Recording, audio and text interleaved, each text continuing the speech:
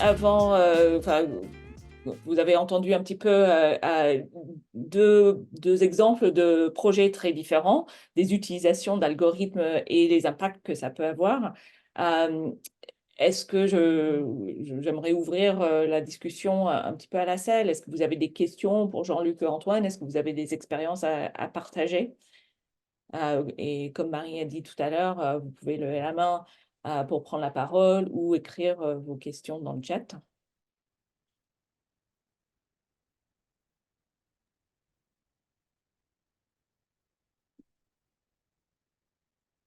Parfois, c'est difficile de démarrer. Et donc, du coup, bah, je veux bien. Moi, j'ai plein de questions, bien plus que les 32 minutes qui nous restent.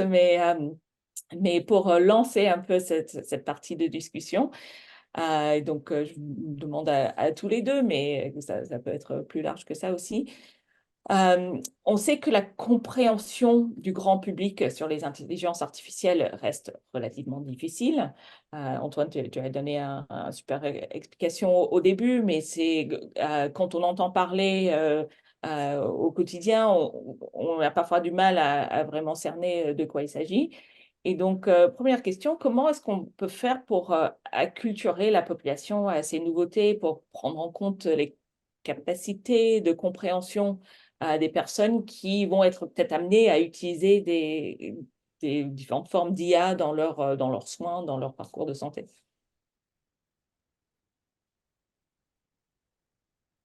Jean-Luc, tu veux répondre ou j'y vais? Vas-y Antoine. Vas-y. Ça marche. Je te Bah, suis après. moi, je sais pas si je répondrai directement à la question comme ça. De toute façon, bah, les gens s'intéressent ou ne s'intéressent pas, enfin, peu importe. Mais je dirais que enfin, moi, d'expérience, au départ, tout ce que je faisais de mon côté, dans mon coin pour mon propre suivi, etc. Et puis ensuite, pour ma femme, ça intéressait pas grand monde au départ. Ce qui a commencé à intéresser, c'est quand j'en ai parlé à notamment d'autres patients et d'autres professionnels de santé, et que j'ai eu des résultats qui m'ont permis aujourd'hui, bah, par exemple, ça fait plus de 6 ans, 7 ans maintenant, que j'ai plus une seule hospitalisation et que j'ai parfaitement régulé mon nombre de traitements antibiotiques notamment, et que via la maîtrise de mon environnement, etc., et cette détection de schémas qui se reproduisaient, bah, au final, ça m'a permis d'améliorer grandement ma qualité de vie. Bah, c'est ce genre d'histoire qui, à mon avis, font un peu boule de neige pour que les gens s'y intéressent. Euh, Sachant que, par contre, ce qui est vrai, c'est qu'il y a aussi des contraintes à ça. Ça va jamais sans rien. Moi, je le vois comme un investissement. C'est-à-dire que j'investis au quotidien sur ma santé à travers de la documentation, de la structuration de données, etc. Et derrière, j'ai un retour sur investissement qui est d'améliorer considérablement ma qualité de vie et surtout de prévenir les complications sur le long terme, qui fait que j'évite tout simplement des problèmes de santé, voilà. Donc, pour toi, la confiance vient un peu avec l'utilisation, avec essai. C'est normal. Et ouais, oui, tout à fait. Et pour ceux qui se posent plus la question, où vont ces données, comment ils vont être utilisés, qu'est-ce qui se fait si la base de données est hackée par quelqu'un de l'extérieur, comment est-ce qu'on on peut aborder ces questions-là? Bah, ça, c'est de toute façon, nous, on a créé nos propres systèmes, donc c'est une base de données à nous, entre guillemets, qui récupère nos données, mais par contre, pour ce qui est de la société, de toute manière, et d'ailleurs de toute manière en Europe, hein, les données appartiennent aux utilisateurs. Donc, point. Enfin, il y a des pays où c'est un peu différent, mais de toute manière, nous, en tant que structure, en tant que société, on est simplement garant d'une sécurité, on respecte des normes, on utilise des serveurs qui sont agréés, enfin bref, on a des certifications, etc. Mais nous, on est juste garant que les données bougent pas. Et la seule chose aussi, c'est que c'est dans l'utilisation, nous, on a une charte un peu spéciale où on dit globalement, nous, on ne fera rien de vos données nous-mêmes. Voilà, c'est pour vous et c'est un coffre-fort dont vous avez accès vous. Et après, par contre, que vous pouvez partager si vous le souhaitez, bah, justement à des proches aidants, ou à des professionnels de santé avec qui vous êtes en interaction ou en partenariat. Enfin, voilà, ça c'est une possibilité. D'ailleurs, nous, en l'occurrence, sur WeBrave, pour la création de compte utilisateur, systématiquement, il y a enfin, il y a compris dedans, il y a la création d'un compte aidant qui va avec, parce qu'on trouve que c'est trop important. Mm. Jean-Luc, peut-être je peux te poser aussi un peu la même question. Comment est-ce que vous avez fait face à ça, à la compréhension des données, à la compréhension de l'utilisation des outils parmi les utilisateurs? Tu as dit que les utilisateurs étaient très porteurs pour faire avancer le projet. Et comment est-ce qu'ils ont fait face justement à ces questionnements plus difficiles? En fait, les utilisateurs n'ont pas été tellement réticents à utiliser la machine. Euh, je dirais même parfois, pour certains, ils ont préféré échanger avec l'outil qu'avec des professionnels. Et on le voit bien aujourd'hui avec ChatGPT et l'anthropomorphisme qui existe, qui sous-tend derrière tout ça, c'est-à-dire de considérer la machine comme un élément suffisamment disponible, régulièrement disponible, sans état d'âme, sans contrainte, jamais malade, toujours disponible. Et donc, la machine, le numérique, est attirant pour certaines personnes. Et il ne se pose pas la question, en fait, de savoir si les données seront hackées ou pas hackées, si les données sont stockées là ou pas là. En fait, nous avons une catégorie de population qui vise surtout le résultat. J'utilise la machine pour un résultat. Donc, on le voit bien avec ChatGPT. Hein, je ma requête, je pose une question, j'ai ma réponse. Bonne ou pas bonne, mais et c'est là, le danger. Le danger, c'est de ne pas avoir suffisamment de prise de recul et de connaissances, même pour dire c'est bien, c'est pas bien. Le risque, il est là. Enfin, moi, je le vois là. Il y a beaucoup d'utilisateurs au travers l'outil qui ont été volontaires pour utiliser l'outil. Maintenant, le risque, il est là. Le risque, il est de ne pas bien comprendre comment fonctionnent les algorithmes, la somme des algorithmes dont a parlé tout à l'heure Antoine, que ce soit en IA générative ou en IA prédictive, on a des algorithmes derrière et en prédiction, on a des fois des algorithmes où c'est un peu pas fumeux, mais c'est pas clair là, le détail de l'algorithme qui est derrière. Donc le danger, je le vois plus non pas dans la réticence de l'utilisation, mais je dirais dans la surutilisation en vue d'un résultat immédiat qui n'est pas forcément analysé par la personne qui utilise la machine. Et d'où l'intérêt dans l'intelligence artificielle de continuer à découvrir la mécanique et les raisonnements derrière. Et c'est pour ça que moi, j'encourage les professionnels à faire un peu de mathématiques et à intégrer notamment la compréhension des algorithmes pour commencer à dire intéressant, pas intéressant, danger, pas danger. Aujourd'hui, on est dans une somme de fantasmes à non plus finir sur l'intelligence artificielle. Or, c'est une machine. L'intelligence artificielle a été inventée par les hommes. Et à l'époque, quand on a créé les voitures ou les trains à grande vitesse, tout le monde avait peur, les machins, ça allait trop vite, etc. Mais c'est quand même la machine qui est devenue supérieure à l'homme à un moment donné, puisqu'elle va beaucoup plus vite que l'homme, si on prend l'exemple du train à grande vitesse. Donc, aujourd'hui, le raisonnement, il est beaucoup plus rapide par la machine, mais ça ne nous empêchera pas de l'utiliser, mais à condition d'avoir suffisamment de recul et de prise de repères pour dire bien, pas bien, moyennement bien, etc. Mm. Mais pour l'exemple d'ACX, il y a eu des réticences liées aux professionnels parce que remise en question, quasiment changement de paradigme dans l'accompagnement. Et c'est pour ça qu'avec le pôle ETP, on a bien bossé avec ACESO sur les notions d'accompagnement, qu'est-ce que c'est, qu'est-ce que ce n'est pas. Et grâce, entre autres, à ces travaux, nous avons pu continuer à encourager les professionnels à comprendre la mécanique de l'accompagnement pour ensuite aller vers l'outil numérique et non pas faire l'inverse. Ce n'est pas l'outil numérique qui va expliquer l'accompagnement, heureusement. Oui, donc ça ressouligne ce besoin de relations maintenues. C'est pas la machine ne va pas remplacer euh, le médecin ou cette relation soignant-soigné, par exemple, mais le besoin vraiment que la relation reste au cœur du dispositif, la relation humaine. Oui, la relation humaine est nécessaire dans l'accompagnement, en tout cas, c'est indispensable. Jamais une machine seule ne pourra accompagner une personne. Il y a trop, on l'a vu, l'être humain est complexe, c'est une somme de facteurs, c'est une somme de facteurs intrinsèques, exogènes, endogènes en fait, et donc il y a des variables qui peuvent changer d'une manière rapide par rapport à une autre, et je ne pense pas que la machine puisse un jour remplacer l'homme sur cette notion-là. Par contre, la machine aidera l'accompagnant, le professionnel à prendre des décisions.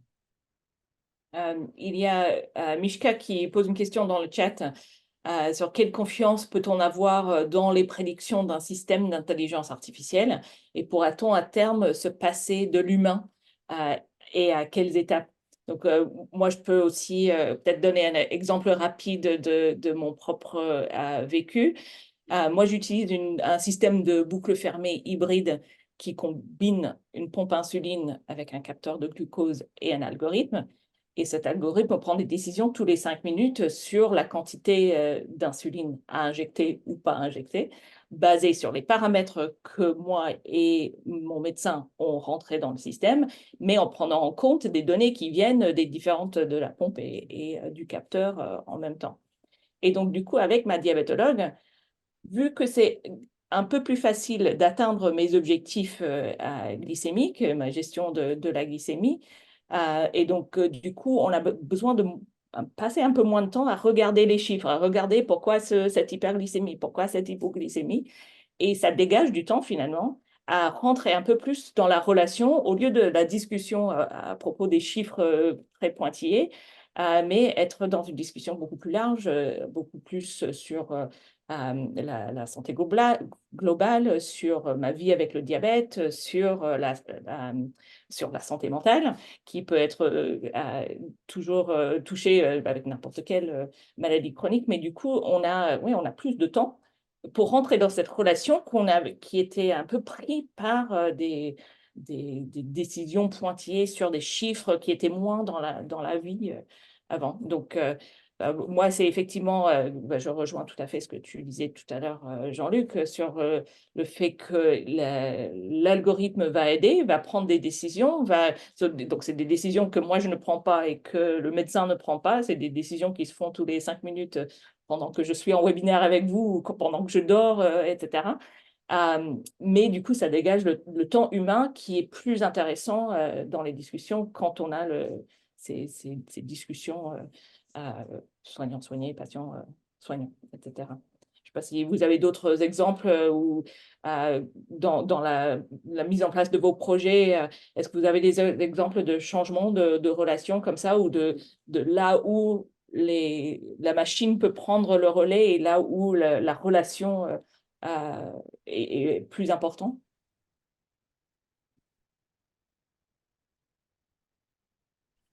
Oui, bah, du coup, j'y vais, Jean-Luc, et je te laisse répondre après. Euh, je pense que en fait, la notion qui est justement de confiance qu'il y a par rapport à ça et qui a après interagit avec bah, dans la relation entre soignant-soigné vis-à-vis de la confiance qu'on a en l'algorithme, c'est la question de l'explicabilité. C'est vrai que l'explicabilité, certaines des intelligences artificielles sont très très mauvaises en explicabilité. Typiquement, l'IA générative, c'est un exemple très concret bah, en fait, elle va chercher dans plein de données en question et elle sait pas dire pourquoi elle a sorti ça. Et donc, quand c'est faux, bah, c'est faux, voilà. Euh, et donc, ça donne pas forcément confiance. Il existe d'autres intelligences artificielles qui, elles, sont meilleures en explicabilité. C'est le cas, par exemple, de l'IA symbolique. Euh, Est-ce que l'explicabilité suffit à avoir confiance pour se passer, enfin, je reprends volontairement les termes un peu, enfin, comment dire, exponentielle de Mishka dans le chat, de se passer de l'humain, carrément.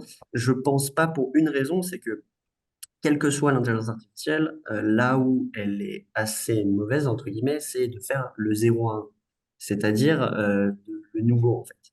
Or, un humain, il y a plein de choses, et typiquement dans un diagnostic, enfin, dans une relation médicale, il y a plein de paramètres qui sont pas juste des paramètres cliniques, qui sont à prendre en considération, et où ça, pour le coup, bah, si les données n'ont pas été entraînées, si l'algorithme n'a pas été entraîné, pardon, avec ce type de données-là, bah, il ne pourra pas les prendre en considération du tout. Donc en fait, ça me semble, en tout cas aujourd'hui, complètement illusoire. Demain, on n'en sait rien avec les différentes évolutions, mais c'est pas pour tout de suite, clairement, euh, parce que cette typologie de données, elle est aujourd'hui pas du tout utilisée, documentée, etc. Et en tout cas, si c'est juste se baser sur, entre guillemets, un arbre décisionnel vis-à-vis de d'entrée clinique en paramètres et de sortie, et c'est tout, bon, bah là, effectivement, l'intelligence artificielle, elle peut proposer des résultats et en soi, elle sera beaucoup moins capable que l'humain d'expliquer pourquoi, ce qui est très perturbant. Euh, mais vraisemblablement, elle pourrait être capable d'avoir des résultats satisfaisants. Par contre, quand il s'agit de prendre en considération de nouvelles données, de tout ce qui va être l'empathie, la compréhension de l'humain au-delà de simplement la donnée clinique, là, on n'y est plus du tout. Et ce que ça change quand même dans la relation, c'est que bah, enfin, ça fait intervenir un troisième euh, protagoniste, entre guillemets, dans l'équation.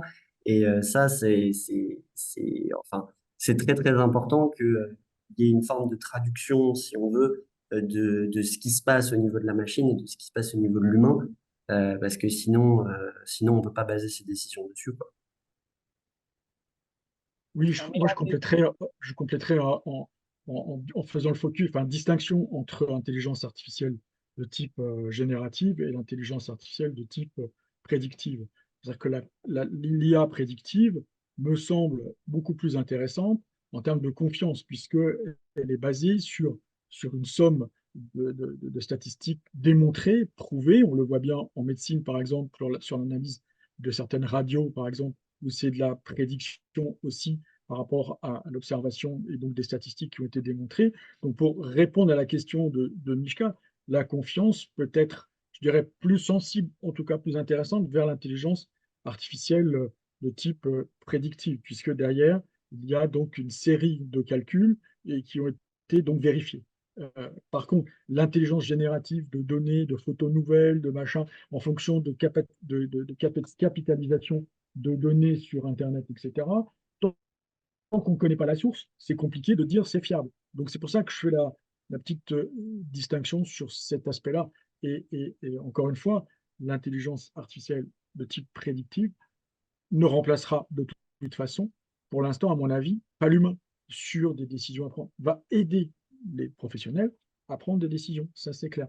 Alors maintenant, encore une fois, l'influence de la machine sur le professionnel reste encore à vérifier aussi, parce que si on s'influence trop sur la machine, on risque de perdre pied. Mais d'où l'importance aussi de travailler toujours en équipe, ou de toujours quelqu'un dans une équipe qui pourra dire attention, la machine peut-être nous envoyer dans un mur ou dans un virage un peu dangereux.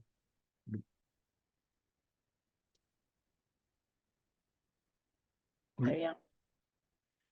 Euh, il y a Alain Olympi qui a fait un commentaire, je crois. Il y a des systèmes simples aujourd'hui d'analyse des échanges des usagers sur les réseaux ou dans les réponses à des questionnaires, voire des échanges téléphoniques avec les équipes médicales, qui peuvent être analysés et révéler les facteurs prédictifs d'évolution de sa santé.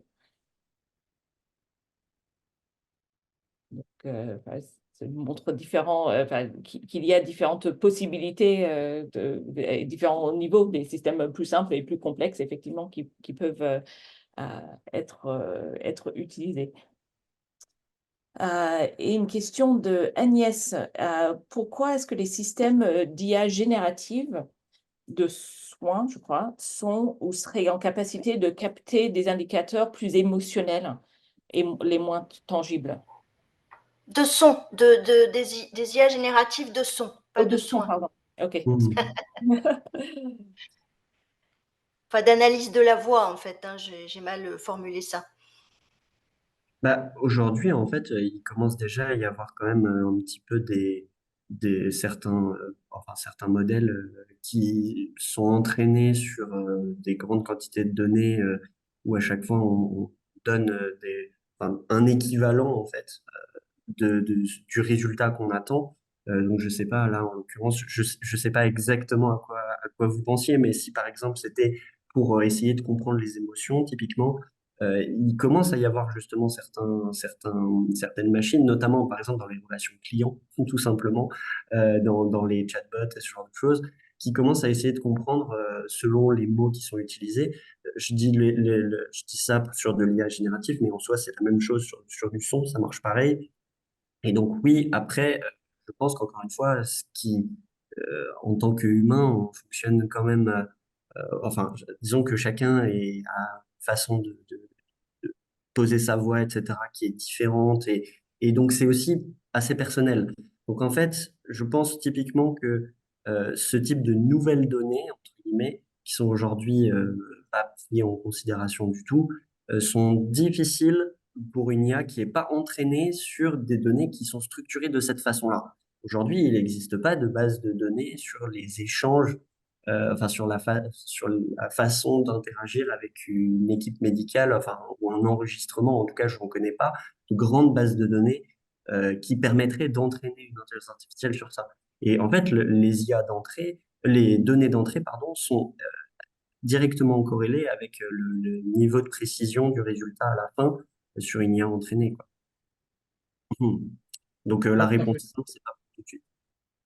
Enfin, je sais qu'on travaille, il y a des personnes qui travaillent sur la reconnaissance vocale, et notamment en psychiatrie, on sait très bien que, ou en ouais, en psychiatrie, en fonction de la voix, en fonction du son, en fonction du timbre de la voix, on peut diagnostiquer, enfin l'idée, c'est qu'on pourrait diagnostiquer telle ou telle problématique en fonction du timbre de la voix et de la fréquence vocale utilisée à certains moments, notamment en matière de personnes avec des difficultés de comportement, au stress ou des difficultés donc, liées à la dépression.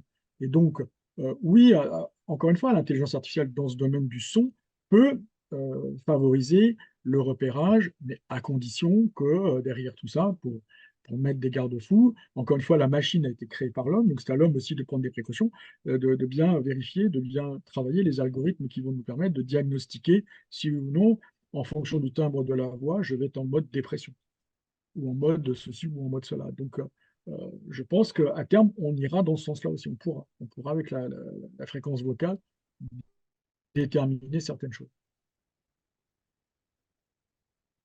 Un autre commentaire de Patrou. Simple avis, IA prédiction valable comme publication si critère principal bien défini pour entraînement et paramètres associés pour éviter les biais clairs et limités. Je sais pas si vous avez des commentaires là-dessus.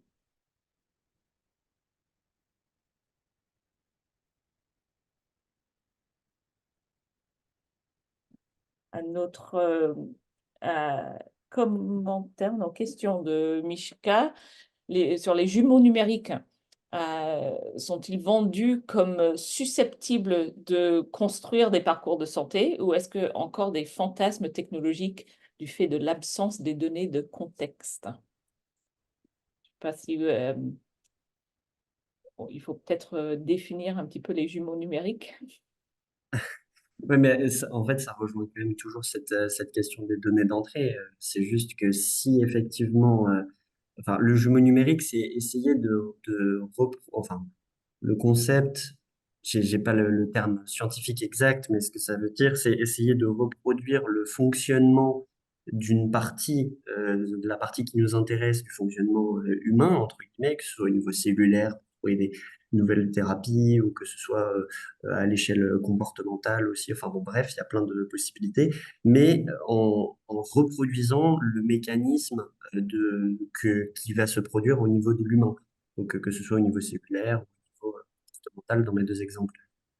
En l'occurrence, ça dépend de quelles données on tient compte au départ pour dire pourquoi est-ce que ça fonctionne de telle ou telle façon. Et c'est là où aujourd'hui, je suis pas certain, enfin, pour certains cas très spécifiques, oui, je pense qu'on a des banques de données qui existent, typiquement pour trouver les interactions médicamenteuses entre enfin les interactions chimiques, pardon, entre différentes molécules et les interactions avec le médicament, par exemple. Mais quand on commence à rentrer dans des choses plus générales, donc ça dépend du jumeau numérique dont on parle. Là, on n'y est pas encore tout à fait. En fait, il y a de plus en plus enfin, de sujets qui sont traités avec les jumeaux numériques, mais aujourd'hui, d'un point de vue généralisé, ça reviendrait à dire que l'IA complètement, enfin l'IA, ce qu'on appelle l'IA forte, donc l'IA générale, serait possible. Pour le moment, c'est pas le cas en tout cas. Euh, c'est pas tout à fait le cas. Le point, c'est que donc est-ce que c'est un fantasme technologique? Non, je pense que ça peut arriver, mais par contre, c'est effectivement pas pour tout de suite, et surtout pas tant qu'on n'a pas renseigné ces fameuses bases de données. Et encore une fois, le résultat en découlera. Merci, Et, par Antoine. et par contre, juste Andrea, je suis pas certain d'avoir compris la question précédente que tu as passée. Donc, si jamais ça Il nous n'y a, fait il y a pas de truc mais c'est pour ça que qui a levé la main, donc peut-être je vous donne la parole. Oui, justement, j'avais l'impression que la question n'était pas comprise, mais ma vision extérieure de l'IA, pour qu'elle soit valable, c'est que les données soient rentrées, soient optimisées déjà en résultat. Donc, c'est un peu comme une publication scientifique. La différence entre une vraie publication scientifique et des données variées, c'est qu'il y ait un critère principal, des critères annexes bien définis, et qu'à partir du moment où la machine apprend ça en évitant les biais, elle peut donner un résultat. Elle ne donne pas les résultats avec les biais associés. C'est-à-dire que plus on va lui rentrer de données et des multicritères où les paramètres vont changer. Tout à l'heure, il y a un exemple sur la voix. C'est vrai qu'on peut étudier la voix. La question, c'est que on prend quelqu'un comme moi qui est BPCO avec les variations d'état physique, il va y avoir des paramètres associés qui n'ont rien à voir avec le critère peut-être purement cognitif qu'on cherche à avoir. Donc, à mon avis, dans tout ce que je viens d'entendre, je suis arrivé un peu en retard, mais c'est que moi, j'estime que les critères, on ne peut pas trop demander. C'est-à-dire, plus on étend, on va être comme une publication très généraliste, quoi. Une valve cardiaque n'est pas le même cas chez un diabétique que chez un non-diabétique, que chez un BPCO, que chez l'autre. Donc, si on rentre tout, ça devient très complexe parce qu'on ajoute énormément de biais. Donc, il faut aller par étapes, se concentrer sur une pathologie. Effectivement, dès qu'on tombe dans des données, je comprends très bien le diabète, c'est des données pures que le médecin traite de manière pure. Et les questions que vous vous posez entre médecin et patient ne vont pas être traitées par la machine, puisque déjà, elles sont traitées au coup par coup par le patient. Il faudrait lui rentrer énormément de données avec les biais d'expression, d'entente sur le vocabulaire, qui commence à être beaucoup plus complexe. Enfin, c'est une position. C'est sans cela que je disais. C'est-à-dire, elle a énormément de progrès à faire, et je pense que plus on essaye de la généraliser, plus on lui fera perdre du temps. Voilà. Oui, je pense que ça revient effectivement à ces notions de se poser la question de quelles données et qui va amener quelles données à quel moment dans l'avancée de l'outil. Ça repose un peu la question aussi de ce partenariat entre le patient et le soignant ou entre le patient et le groupe de chercheurs, de médecins, de professionnels de santé qui mettent en place un projet d'IA et est-ce que et quelle place ce patient partenaire peut prendre, quels sont les leviers d'avoir les patients partenaires dans le groupe de travail. Jean-Luc l'a souligné un petit peu tout à l'heure. Oui, Et pour aussi, compléter, pardon vas-y, Antoine, non, pour compléter, je pense qu'on est dans une boucle de rétroaction basique, c'est-à-dire que dans la préparation des algorithmes, évidemment, on va intégrer donc la conséquence de l'effet, et puis on va réinjecter la conséquence sur une donnée d'entrée. Et donc ça, c'est l'intelligence artificielle évolutive et qui sera de toute façon effectivement alimentée par les effets de la boucle de rétroaction en fonction des paramètres qu'on aura intégrés en entrée, quoi. Je ne sais pas si je suis clair, mais c'est ça. Enfin, donc, elle sera effectivement, là, l'intelligence artificielle de type prédictif, par exemple, toujours, va évoluer en fonction des conséquences observées sur une action menée, quoi. Et la question à terme, c'est jusqu'où ça va aller, quoi. C'est ça la question. Jusqu'où, parce qu'après, la question de fin qu'on peut se poser, c'est et alors, et une fois qu'on a dit ça, comment ça va se passer dans le futur? Parce que si la machine a les capacités, on le voit bien, en capacité de stockage, en capacité de vitesse de réaction par rapport à une question posée, elle a dépassé l'homme. Aujourd'hui, c'est clair, c'est comme ça. Maintenant, qu'est-ce que l'on veut? En fait, nous, les hommes, nous avons tout intérêt à continuer à travailler donc l'éthique de la démarche, à savoir ne pas être pris au piège d'une machine qui prendrait le dessus de l'homme.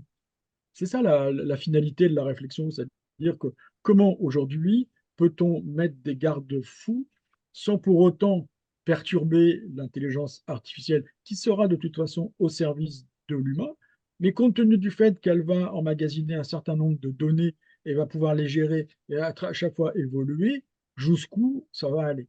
C'est ça, là. Moi à titre personnel, je le sens à ce niveau-là, le problème. Il est plutôt et là, techniquement, aujourd'hui, je n'ai pas assez de compétences pour freiner ça, ou du moins pour mettre des garde-corps, des garde-fous. Garde-corps, c'est un lapsus, mais parce que le danger, à mon avis, la machine pourrait, de toute façon, à mon avis, à terme, prendre des décisions beaucoup plus rapides que nous, êtres humains. Et donc, qu'est-ce qu'on fait?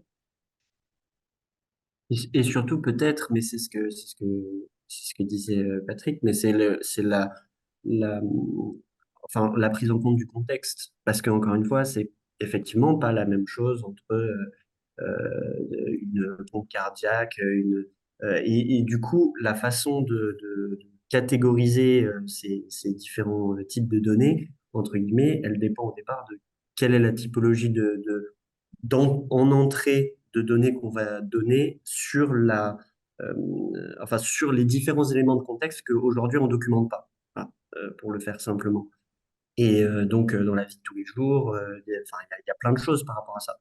Et effectivement, c'est pour ça que ce que je disais tout à l'heure, c'est l'IA entre guillemets générale, enfin, on va dire le jumeau numérique parfait, non. Enfin, c'est aujourd'hui, je sais pas si on peut dire que c'est fantasque, mais en tout cas, c'est pas le cas, quoi. On n'est pas là. Ça prendrait en compte beaucoup trop de paramètres qu'on connaît pas aujourd'hui. Il y a une question de Benjamin, je crois qu'on a abordé un certain nombre de points, mais vous pouvez dire si c'est bon ou pas. Est-ce qu'il peut arriver que l'IA donne de bons résultats pendant un temps, puis dévie avec le temps en fonction des différents paramètres? Et ça rejoint la notion de l'IA entraînée. Il faut donc lui apporter continuellement de nouveaux éléments. Je pense on a assez bien balayé ces questions, mais je pense que c'est très important de les avoir en tête, en fait. Ah, Oui. oui, j'allais dire que c'est assez technique. Donc, en plus, ça dépend du type d'IA dont on parle. Mais la réponse courte, c'est oui, ça dépend. Mais oui, ça peut arriver, oui, tout à fait. Justement, c'est même le principe. Mm. Et, ah oui, Juste, et Benjamin, juste un petit propos à rajouter. J'ai l'impression que tout dépend des données qu'on lui donne déjà au départ. Je vais prendre un exemple qui n'est pas du tout médical. Si on remonte avec le volume de données est important, mais s'il est faux au départ, tout est faux à l'arrivée. C'est-à-dire que si on prend la mobilité depuis 1900 et qu'on l'arrête et qu'on se base là-dessus et qu'on ne l'élimine pas, même en influence à un moment parce qu'on n'a pas assez de nouvelles données, on fausse tous les résultats. C'est-à-dire que très souvent, on part sur des données où on ne travaillait pas avec l'IA. Donc, on travaille avec des données on se base sur une idée et les données récoltées à l'époque étaient moins précises, moins bonnes, moins. La radiologie est quelque chose d'extraordinaire. L'imagerie, c'est super parce que c'est clair, c'est net, c'est précis, on peut tester. C'est quelque chose de. En plus, c'est du calcul. Elle calcule des pixels et elle a une acuité visuelle qui est plus forte que la nôtre, point à la ligne. Sinon, elle ne fait que du calcul et qu'elle reproduit par rapport à des bases de ce qu'on a vu. Et elle arrive à revoir des choses qui sont recontrôlées. Donc ça, c'est facile. Mais il n'y a pas d'influence extérieure. Il n'y a pas de brouillard, il n'y a pas de neige, il n'y a pas de voiture qui va plus vite, il n'y a pas tout ça. Donc je pense que c'est de ça qu'il faut se méfier surtout, enfin qu'il va falloir se méfier, c'est de ne pas se baser sur des données qu'on a. Je pense qu'à un moment, alors c'est vrai que démarrer avec des données neuves, c'est très dur parce qu'on ne les a pas. Donc on ne peut pas faire apprendre avec peu de données. Mais c'est par exemple le problème à l'heure actuelle des IA purement où on a tous accès, nous, où certaines sont performantes, mais on voit bien que professionnellement, il faut aller sur du très très lourd qui traite en instantané Et si on garde les vieilles données, on est faux. Ça ne sert à rien de lui faire mouliner des données qui sont anciennes avec d'anciennes techniques.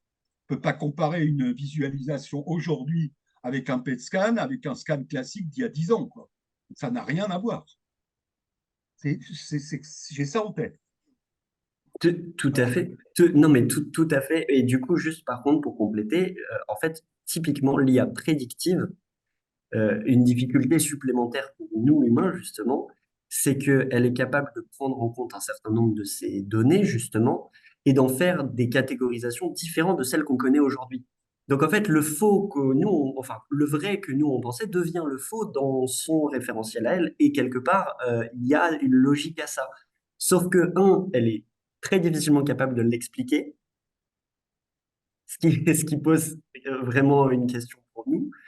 Et deuxièmement, ces données-là, forcément, elles dépendent quand même de choses qu'on a renseignées au départ, sans savoir que c'était de telle ou telle catégorie ou tel type de données. Voilà. Donc, on est dépendant de ces deux choses-là. Je vais jouer Oui, les mains de la joie. Il reste une question et on va devoir s'arrêter. On va devoir conclure puisqu'il est déjà 14h03, donc on a un petit peu dépassé. Du coup, il restait juste une question de Monsieur Aymon. Quid des personnes en situation de précarité? Ça sous-entend parfois des personnes isolées. Est-ce que l'IA elle servirait, elle, au lien social et quelle place alors pour l'homme? Voilà. moi, je veux bien répondre rapidement. C'est-à-dire que là encore, euh, l'intelligence artificielle est un soutien à l'accompagnement, est un soutien à la relation, mais en aucun cas ne remplace l'homme. Et donc, elle peut engager, et une anecdote pour terminer, c'est-à-dire que nous, on a créé ce logiciel, des résidents précaires, malades de la rue, enfin des socialisés, certains ont dit, mais un, je comprends mieux à quoi vous servez, ça fait toujours plaisir, et deux, je peux interagir, enfin il n'a pas utilisé le mot interagir, mais je peux me connecter sur l'outil 24 heures sur 24. Et donc la machine a aidé à créer du lien social, puisque ce n'était pas aux heures de bureau, 9h, 17h. Et c'était pas du tout, donc c'était beaucoup plus facile pour lui. Pour lui, c'était bien. Pour d'autres, c'est l'opposé. Donc là encore, évitons des raisonnements unilatéraux, c'est-à-dire qu'on ne peut pas créer des lois pour tout le monde, pareil sur l'intelligence artificielle, et puis pour mettre des garde-fous pour répondre à la question jusqu'où on peut aller, moi je pense que l'intelligence collective a encore de la place dans l'intelligence artificielle. C'est-à-dire que le collectif de chercheurs, de médecins, de travailleurs sociaux face à des hypothèses émises par la machine seront vérifiées par des collectifs, des compétences, donc des compétences cérébrales démontrées, qui pourront dire c'est pas mal, c'est bien, c'est nul, cette option proposée par la machine. Si on est homme-machine face à face tout seul, le danger, c'est que la machine prenne le dessus sur l'homme.